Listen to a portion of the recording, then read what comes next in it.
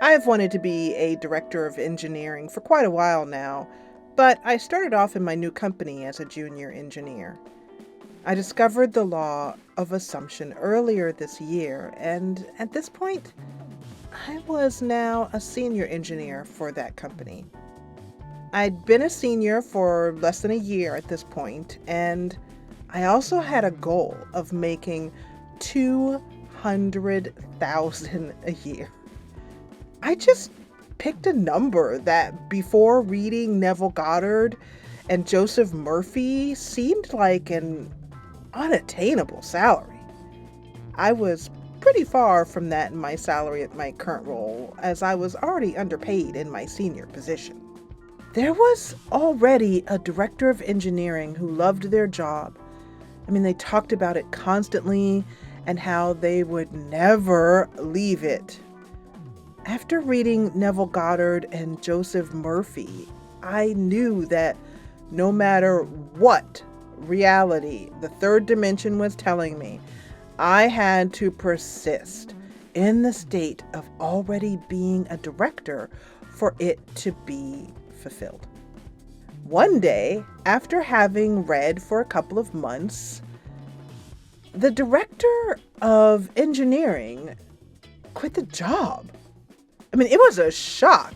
The whole company was like, what? Because they loved the role so much and they fought to be in that position for years, and they quit to become a freelance writer, which is like a big leap from engineering. And they'd only been in the job for less than a year. No one knows to this day why they quit. But I knew it was because this role was for me. It was already mine. It was done, and nothing that I saw in my current reality could stand in the way. About 2 weeks later, a posting was put out for the role. Everyone was applying to it who had years more experience than me, and they had led teams. I did not. I struggled to even have HR give me an intern to manage. Despite this and everyone saying that there was fierce competition, I knew the role was mine. It was done. Knowing this, I applied for the role.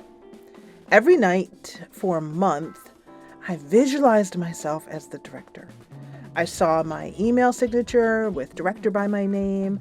I saw people congratulating me for getting the job. I followed both Neville Goddard and Joseph Murphy teachings from the source, from the books. And I acted as if I was already the director. I focused on within. And I embodied that persona. I became the director in my mind well before it showed up in person. The day came for the interview, and I was so calm. And I was so sure in my mind that I had the position that I was able to focus on the questions they were asking, and I answered them confidently.